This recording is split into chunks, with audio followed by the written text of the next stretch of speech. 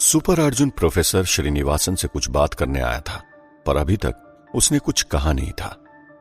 अरे तुम यूं खड़े क्यों? चेयर पर बैठ जाओ, श्रीनिवासन ने अर्जुन से कहा और फिर अर्जुन उसके सामने वाली चेयर पर बैठ गया। हाँ बताओ मिस्टर सुपर अर्जुन, आज किस काम से आना हुआ? और इस वर्ल्ड का अर्जुन कहां है? क्या वो भी तुम्हारे साथ यहां आया हुआ है? प्रोफेसर श्रीनिवासन ने अर्जुन से सवाल किया। नहीं, मैंने आज ही सुबह अर्जुन से बात की है। आज वो वहां है जहां मैं रहता हूं, यानी कि वो वहां मैं बनकर रुका हूं, डेविड जूल के साथ, अर्जुन ने जवाब दिया। डेविड जूल का नाम सुनकर श्रीनिवासन को कुछ अजीब सा फील हुआ। उसने अर्जुन से पूछा, डेविड जूल का नाम कुछ सुना हुआ जैसा लग रहा है। मुझे अच्छे से ध्यान नहीं, लेकिन थोड़ा बहुत ध्यान आ रहा है। खैर छोड़ो, तुम बताओ, तुम यहां क्यों आए हो? मैं आपके साथ कुछ शेयर करना चाहता हूं प्रोफेसर, सुपर अर्जुन ने कहा। हाँ बताओ, क्या शेयर करना चाहते हो तुम मुझसे? श्रीनिवासन ने पूछा। जैसा कि मैंने आपको बताया था ना कि मैं दूसरे वर्ल्ड में जब मौजूद था तब मैं एक सुपर हीरो था और बाद में मेरी सुपर पावर्स मेरे पास नहीं थी। लेकिन पिछले दिनों से कुछ अजीब ही मेरे साथ हो रहा है। मेन रोड पर एक गड्ढे में फंसे बस के टायर को बस छूते ही बस ऊपर उठ गई। और यही नहीं, डेविड जूल के घर पर कुछ भारी सामान रखा हुआ था। उनकी बनावट थोड़ी अजीब थी जो मुझे समझ नहीं आई, लेकिन वो पूरा लोहे का था। मैं पहले दिन उसे उठा नहीं पाया था, लेकिन आज सुबह मैंने उसे ऐसे उठा लिया जैसे वो मेरे लिए एक फूल हो। मुझे समझ नहीं आ रहा है प्रोफेसर, ये मेरे साथ हो क्या रहा है? अर्जुन ने प्रोफेसर श्रीनिवासन से सवाल किया। क्या कहा तुमने? तुम्हारे साथ ये सब क्या हो रहा है? कहीं ऐसा तो नहीं कि तुम्हारी सुपर पावर अब तुम्हारे पास आने वाली हो, जो बीते अतीत में तुमसे छिन गई थी? श्रीनिवासन ने चौंकते हुए पूछा। पता नहीं, मेरी सुपर पावर को गए काफी टाइम हो चुका है। मैं तो इस उम्मीद में बैठा हूं कि मेरी सुपर पावर वापस से मुझे मिले, लेकिन अभी तक मेरा यह सपना सच ना हो सका। निराश मन से अर्जुन ने जवाब दिया। मुझे लगता है अब तुम्हारा सपना पूरा होने का वक्त आ चुका है, श्रीनिवासन ने एक रहस्यमय मुस्कान लिए हुए कहा। पर कैसे? अर्जुन ने थोड़ा हैरान होकर पूछा। अरे तुम ही तो कह रहे थे ना कि तुमने उस बस को छुआ और उसका टायर चंद सेकंड के अंदर ऊपर गड्ढे से बाहर निकल गया। और इससे भी मिलता जुलता एक और इंसिडेंट हुआ था ना तुम्हारे साथ। इसका मतलब समझते हो तुम? अगर अभी भी नहीं समझे तो सुनो, मुझे लगता है कि अब तुम्हें तुम्हारी पावर्स वापस से मिल जाएगी, जिसकी कुछ झलक तुम्हारे अंदर दिखाई भी दे रही है। और ये सब कुछ नेचुरली हो रहा है, तो तुम्हें चिंता भी नहीं करनी चाहिए, श्रीनिवासन अर्जुन को समझाते हुए बोला। उसकी बातों पर अर्जुन कुछ देर सोच में पड़ गया। अर्जुन को सोच में पड़ा देख श्रीनिवासन अपनी चेयर से उठकर उसके पास गया और उसके दोनों कंधों को अपने कंधों से दबाने लगा। तुम्हें तुम्हारी पावर वापस से मिलेगी, उसके लिए तुम्हें वो करना होगा जो मैं तुमसे करने को कहूंगा, श्रीनिवासन अर्जुन को समझाते हुए बोला। क्या करना होगा मुझे प्रोफेसर? अर्जुन ने सवाल किया। उसके बाद प्रोफेसर श्रीनिवासन अर्जुन को कुछ समझाने लगा और फिर अर्जुन ने भी हां में अपना सिर हिलाकर श्रीनिवासन की इस आइडिया का वेलकम किया। इधर रियल वर्ल्ड में रोमा, लाइका और विराज अभी उस पुरानी कार की फैक्ट्री के अंदर है जहां दर्जनों पुरानी कारों में जंग लग चुका है। हमें अब उस काम की तरफ अपना कदम बढ़ाना चाहिए जो हमारे लिए अभी सबसे ज्यादा जरूरी है, क्योंकि वो हमारा ज्यादा समय तक वेट नहीं करेगा, क्योंकि हमने जब ज्यादा देरी की तो उसकी जान भी जा सकती है, रोमा ने विराज से कहा। जान भी जा सकती है मतलब? ये किसकी जान की बात कर रहे हो तुम, जिसे बचाना हमारे लिए बहुत जरूरी है? विराज ने थोड़ा हैरान होते हुए पूछा। हाँ, मैं सुपर अर्जुन के पिता की बात कर रहा हूं, जिनकी हालत अभी बेहद ही नाजुक बनी हुई है। मुझे तो डर है कि कहीं अब तक उनकी जान न जा चुकी हो, और हो ना हो इसके पीछे डॉक्टर जूल का ही हाथ है, रोमा ने जवाब दिया। तुम्हें पता है सुपर अर्जुन के पिता अभी कहां हैं? विराज ने सवाल किया। हाँ, सुपर अर्जुन के पिता देव अभी अपनी बनाई हुई एक सीक्रेट लेबोरेटरी के अंदर है, जिन्हें हमने अपनी सुपर पावर से सुरक्षित रखा हुआ है, जिसे हमारे अलावा और कोई नहीं देख सकता। लेकिन अफसोस, अब हमारे पास हमारी सुपर पावर्स नहीं है, इसलिए हम तुमसे कह रहे हैं कि तुम इस काम को अंजाम दे सकते हो। तुम्हारे हाथ में सब कुछ है। मुझे लगता है तुम सुपर अर्जुन के पिता को वापस से पहले जैसा बना सकते हो, रोमा विराज से रिक्वेस्ट करते हुए बोला। हाँ, मैं मानता हूं कि मैंने लाइका को वापस से इंसानी रूप दिया है। मैंने सुपर अर्जुन के पैरेलल वर्ल्ड में होने का पता भी लगाया, लेकिन बावजूद इसके मुझे नहीं लगता कि मैं अब आने वाले इस टास्क को पूरा कर पाऊंगा। विराज ने जवाब दिया। क्यों क्यों नहीं कर पाओगे? क्या तुम्हें अपनी पावर्स पर विश्वास नहीं है या फिर कोई और कारण है? लाइका ने विराज से यह सवाल किया।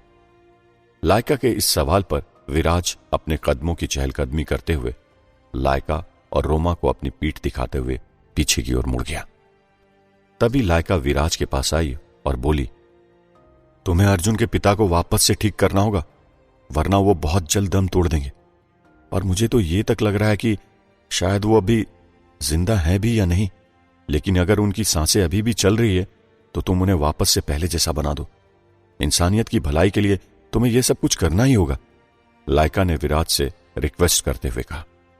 तभी इतने में रोमा भी वहां पर आ गया और वो भी विराज से रिक्वेस्ट करते हुए बोला, तुम ये मत बोलो विराज कि सुपर अर्जुन ही वो इंसान है जो तुम्हारी मदद कर सकता है मैरिटोनो जाकर तुम्हें तुम्हारा खोया हुआ सम्मान वापस दिलाने में।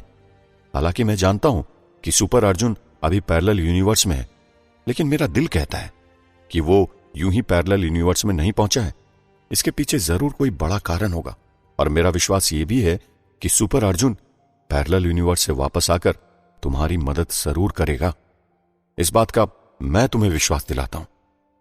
मैंने आज तक किसी घायल इंसान पर अपनी सुपर पावर का इस्तेमाल नहीं किया, इसलिए मुझे इस पर थोड़ा डाउट है कि मैं सुपर अर्जुन के पिता को ठीक कर पाऊंगा या नहीं, लेकिन बावजूद इसके मैं कोशिश करूंगा, विराज ने हल्का मुस्कुराते हुए कहा। विराज के इस बात से लाइका और रोमा के चेहरे भी खिल उठे। उन्होंने विराज का शुक्रिया अदा किया। बहुत बहुत शुक्रिया विराज, तुमने पहले ही हमारी काफी मदद की है और अभी भी कर रहे हो। हम तुम्हारा यह एहसान जिंदगी भर नहीं भूलेंगे, रोमा विराज से कहता है।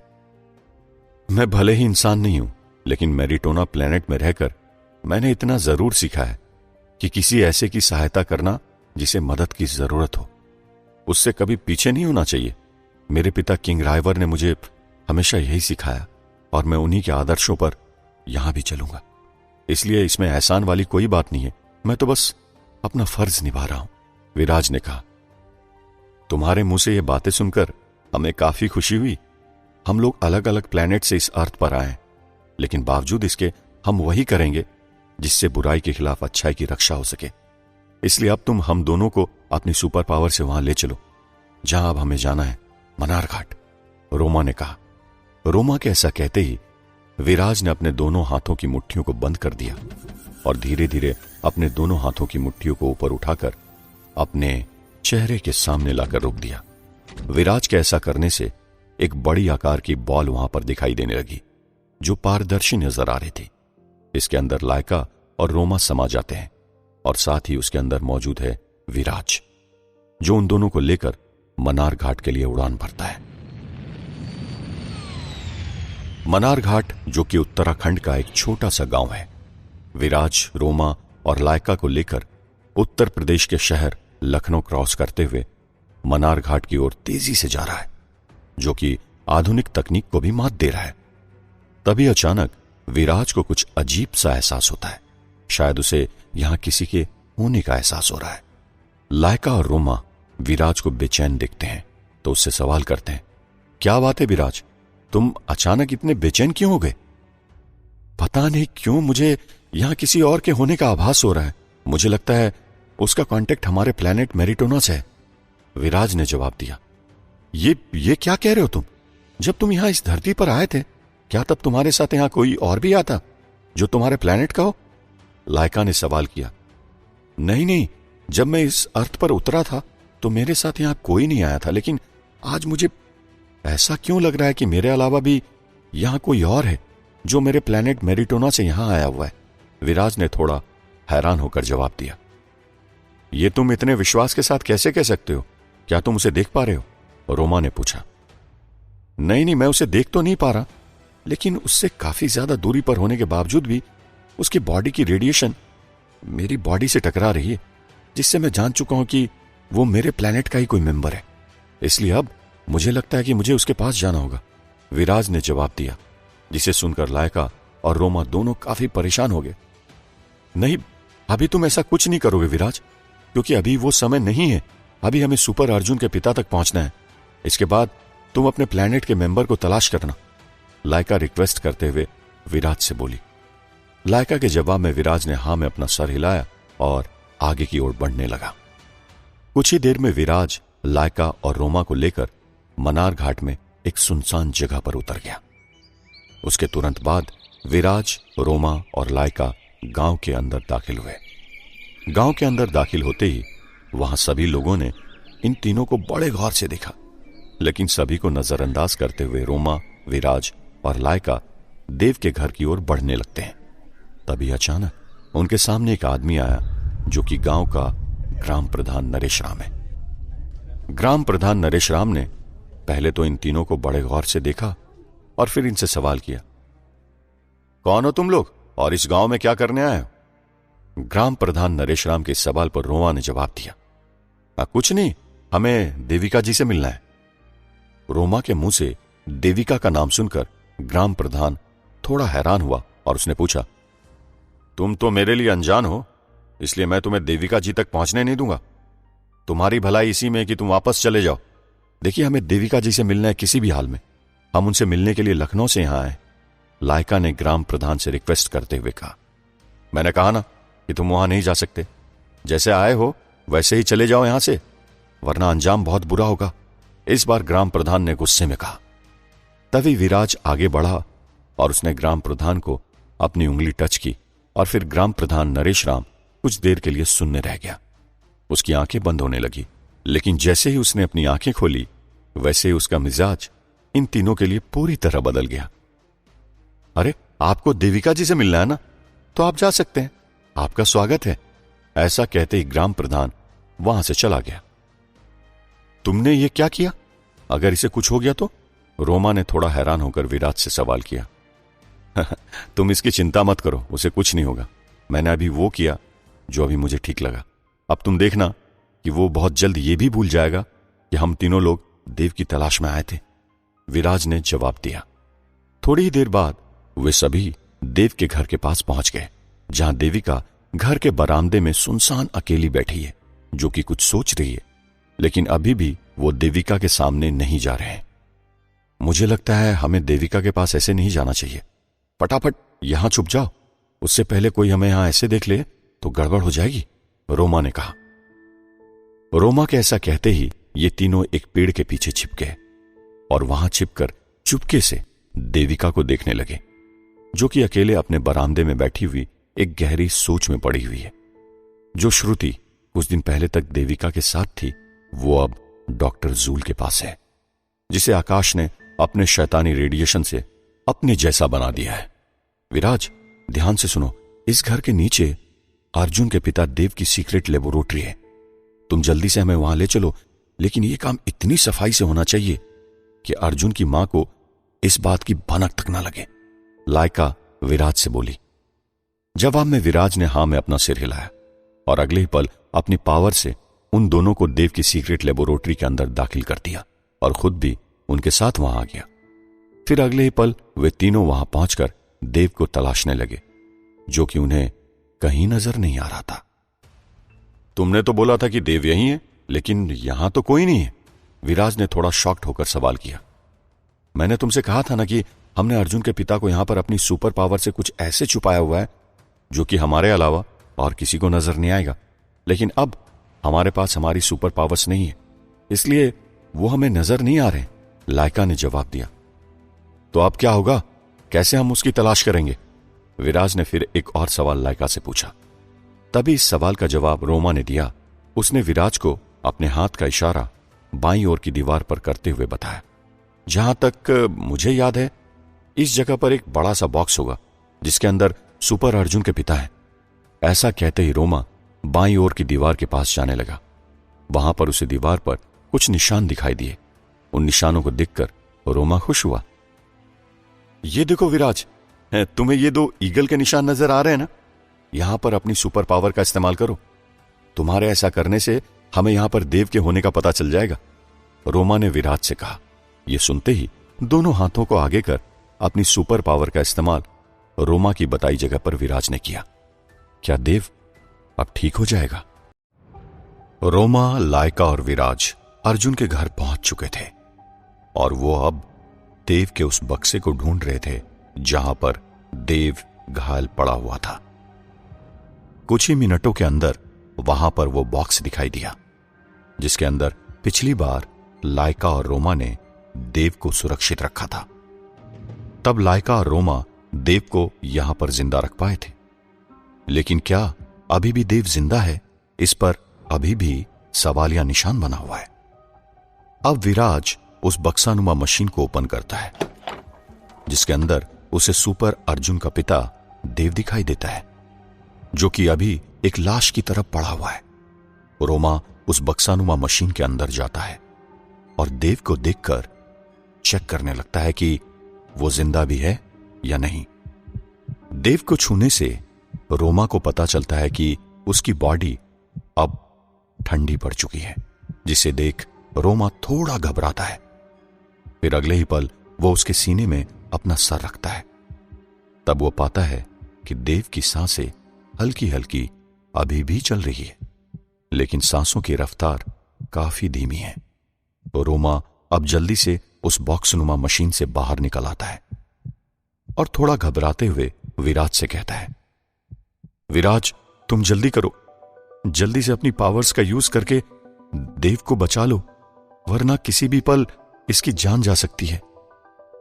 ठीक है, मैं कोशिश करके देखता हूं, विराज ने कहा और वो उस बॉक्सनुमा मशीन के अंदर चला गया।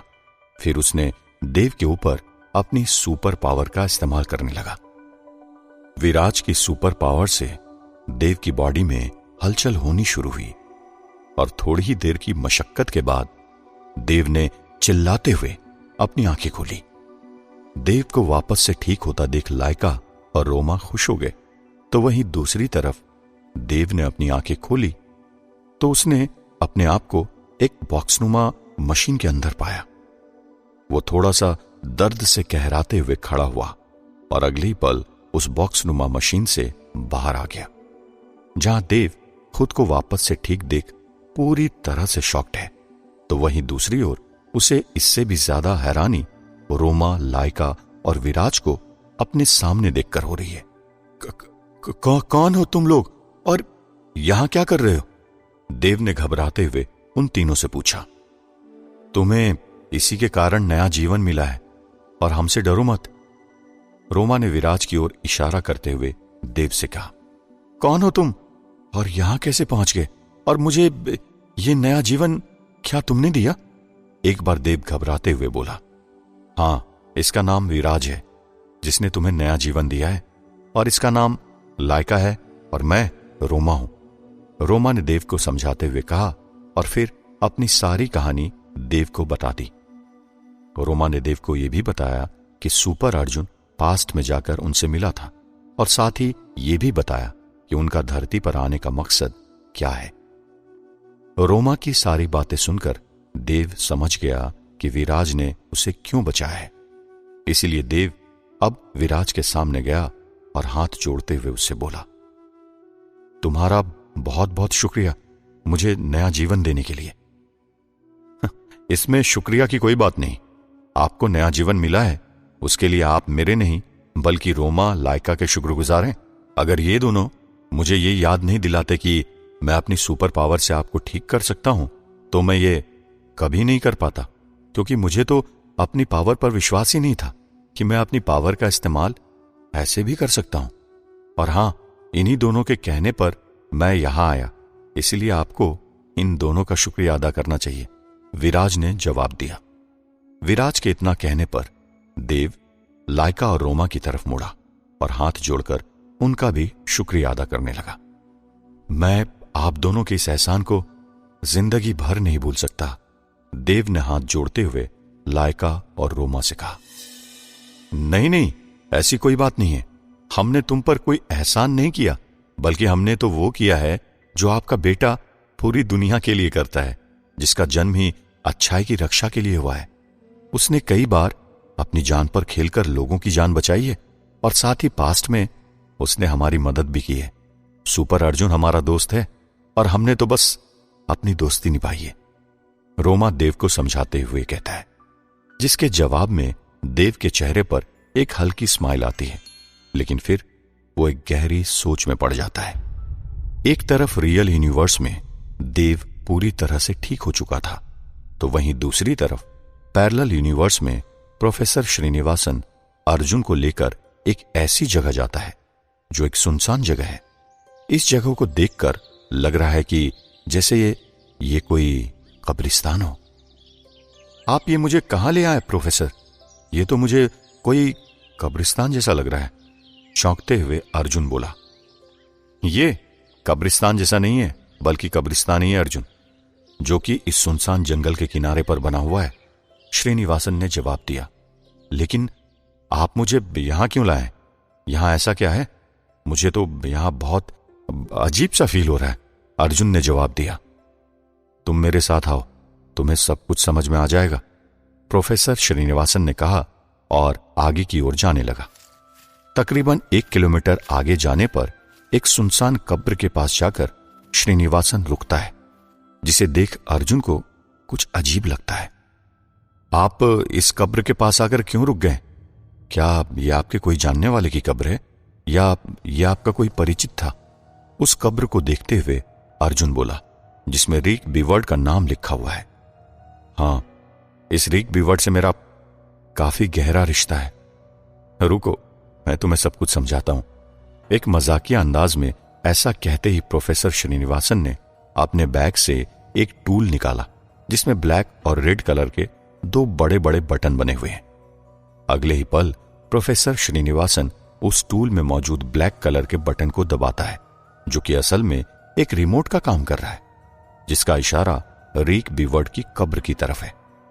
उस ब्लैक कलर के बटन को दबाते ही वो कब्र ओपन हो जाती है, जिसे देख अर्जुन की आंखें फटी की फटी रह जाती है। ये सब क्या है प्रोफेसर? अर्जुन ने शॉक्ड होते हुए पूछा। जवाब में प्रोफेसर श्रीनिवासन ने कहा, तो तुम्हें क्या लगा था, यह सच में मेरे किसी करीबी रिक बीवर्ड की कब्र है? सच कहूं तो इस नाम के आदमी को मैं जानता तक नहीं। यह कब्र तो एक जरिया है वहां तक पहुंचने का। कहां तक पहुंचने का? अर्जुन ने सवाल किया। जिसे तुम एक कब्र समझ रहे हो, असल में ये एक सुरंग है, जिसके नीचे कई मीटर की गहराइयों तक सीढ़ियां बनी हुई है। अब देर मत करो, चलो फटाफट, हमें इसके अंदर जाना है, प्रोफेसर श्रीनिवासन ने कहा। लेकिन यहां क्यों? अर्जुन ने फिर एक और सवाल श्रीनिवासन से किया। अर्जुन की इस बात पर प्रोफेसर थोड़ा परेशान हुआ। उसने अपने दोनों हाथों को अपने सिर पर रखा और वहीं पर बैठ गया। क्या हुआ प्रोफेसर, आप ठीक तो है ना? अर्जुन ने प्रोफेसर से पूछा। हां, अब मुझे नहीं लगता कि मैं ज्यादा टाइम तक ठीक रहूंगा, क्योंकि तुम सवाल बहुत करते हो यार। जल्दी से वो करो जो मैंने तुमसे करने को कहा है, बस सिर्फ सवाल मत करना भाई, श्रीनिवासन ने एक मजाकिया अंदाज में परेशान होते हुए कहा।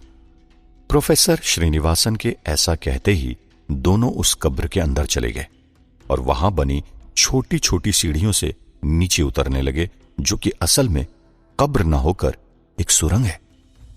उसके अंदर पहुंचते ही प्रोफेसर श्रीनिवासन ने अपने उस टूल में मौजूद रेड कलर के बटन को दबा दिया, जिससे इस कब्र के ढक्कन को खोला जा सकता था। उस रेड कलर के बटन के दबते ही ऊपर से कब्र का दरवाजा वापस बंद हो गया। ये क्या हो रहा है प्रोफेसर? इसका ढक्कन तो वापस से बंद हो गया, अर्जुन घबराते हुए बोला।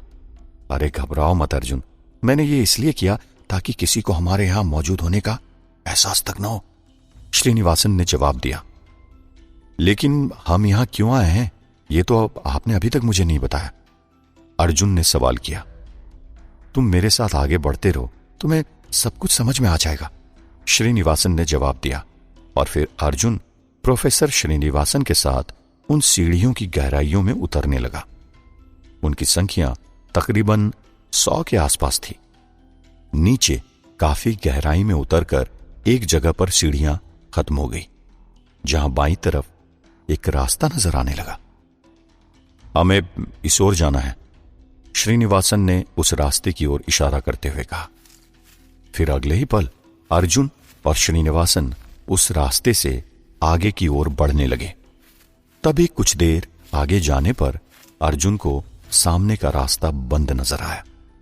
अर्जुन ने देखा कि सामने पत्थरों की एक बड़ी सी दीवार है जिसके उस पार जाने का कोई रास्ता नजर नहीं आ रहा है।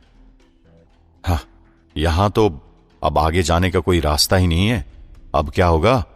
अर्जुन ने हैरानी भरा सवाल प्रोफेसर श्रीनिवासन से किया। रास्ते कहां होते हैं जिंदगी में, वो तो बनाने पड़ते हैं। उसके लिए हिम्मत और बेहतर नजरिया चाहिए। एक मजाकिया अंदाज में प्रोफेसर श्रीनिवासन ने मुस्कुराते हुए जवाब दिया। वैसे ये लाइन अच्छी थी, लेकिन आपके ऐसा बोलने से यहां पर रास्ता तैयार हो जाएगा ऐसा मुझे नहीं लगता।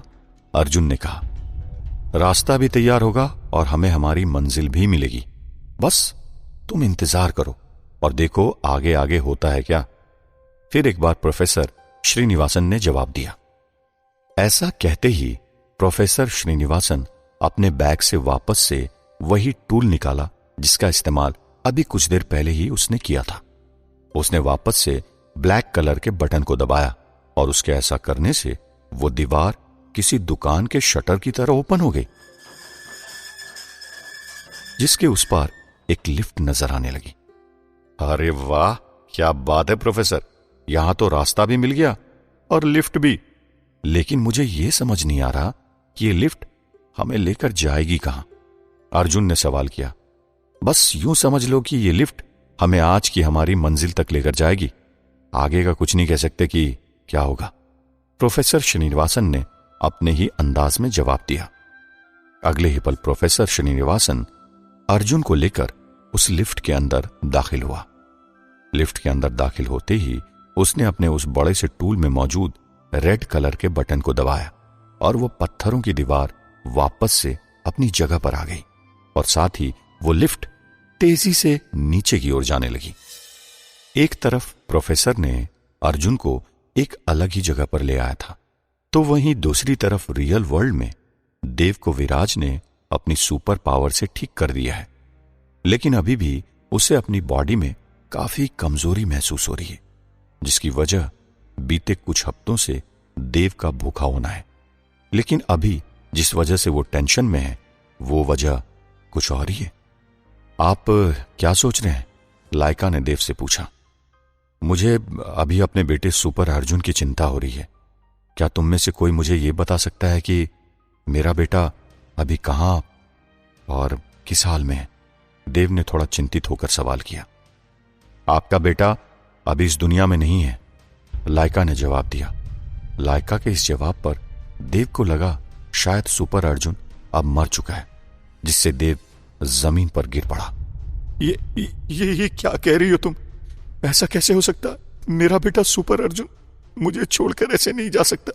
उसे कुछ नहीं हो सकता। कह दो कि ये सब झूठ है, मेरा बेटा अभी भी जिंदा है ना? रोते हुए देव ने उन तीनों से सवाल किया। हाँ, तुम्हारे बेटे को कुछ नहीं हुआ है। वो भले ही इस दुनिया में नहीं है, लेकिन इसका मतलब ये नहीं कि वो अभी जिंदा नहीं है। तुम चिंता मत करो, वो अभी जिंदा है। रोमा ने देव को समझाते हुए बोला। कहीं मेरा बेटा अभी तुम्हारे एलियन प्लैनेट में तो मौजूद नहीं ना? देव ने फिर एक और सवाल रोमा से किया। नहीं, आपका बेटा ना ही इस प्लैनेट पर है और ना ही एलियंस के प्लैनेट पर। वो अभी किसी दूसरे यूनिवर्स में पहुंच गया है। जहां वो कैसे पहुंचा ये हम भी नहीं जानते, लेकिन मैंने अपनी सुपर पावर से पता लगा है कि वो अभी किसी दूसरे यूनिवर्स में है, जो इस यूनिवर्स की तरह ही पैरेलल यूनिवर्स है। विराज ने पूरी बात बताते हुए कहा। इसका मतलब मेरा बेटा क्या कभी इस यूनिवर्स में वापस नहीं आएगा? देव ने पूछा। यह तो कोई नहीं जानता कि सुपर अर्जुन वापस कब आएगा, लेकिन हमारा इतना विश्वास जरूर है कि वो किसी न किसी मकसद से पैरेलल वर्ल्ड में पहुंचा है और हमारा दिल कहता है कि वो जल्द ही अपनी दुनिया में वापस आएगा। लाइका देव को विश्वास दिलाते हुए कहती है, जिसके जवाब में देव हां में अपना सिर हिलाता है। अरे बातों ही बातों में मैं तो भूल ही गया, मैंने जिस क्लोन को तैयार किया था उसका क्या हुआ? क्या वो भी अभी मेरे बेटे अर्जुन के साथ पैरेलल यूनिवर्स में है? और मेरी पत्नी देविका, उसका क्या हुआ? वो ठीक तो है ना? देव ने सवाल किया। आपकी पत्नी तो ठीक है, लेकिन ऐसा कहते ही विराज रुक गया। लेकिन क्या? देव थोड़ा हैरान होकर पूछा। यही कि क्लोन अर्जुन को मैंने मौत के घाट उतार दिया, क्योंकि जहां तक हमारा अंदाजा है उसे डॉक्टर जूल ने अपनी शैतानी एक्सपेरिमेंट से शैतान बना डाला था, जिस कारण वो क्लोन अर्जुन नहीं रहा जिसे आपने बनाया था, बल्कि उसने सैकड़ों लोगों की जानें ले ली थी। इसलिए मैंने उसे मार डाला, क्योंकि इसके अलावा मेरे पास और कोई चारा नहीं था। और आपकी पत्नी देविका अभी पूरी तरह सुरक्षित है, विराज देव को समझाते हुए बोला। रोमा के मुंह से ये बातें सुनकर देव को गहरा धक्का लगा, क्योंकि बेशक क्लोन अर्जुन उसके बेटे अर्जुन का क्लोन था, लेकिन बावजूद इसके उस क्लोन के साथ भी देव का रिश्ता बेहद गहरा था और वो उसे अपने बेटे की तरह मानता था। यही वजह है जिससे देव की आंखों में आंसू आ रहे हैं। देखिए, मुझे माफ कर दीजिए, पर मैं क्या करता, मैं मजबूर था, विराज ने हाथ जोड़ते हुए कहा। नहीं, इसमें तुम्हारी कोई गलती नहीं है विराज, और ये सब छोड़ो और अब ये सोचो कि सुपर अर्जुन कैसे इस यूनिवर्स में आएगा, देव ने सभी से कहा, जिसे सुनकर सभी लोग सोच में पड़ गए। क्या अब देव अपने दिमाग से अर्जुन को वापस ले आएगा?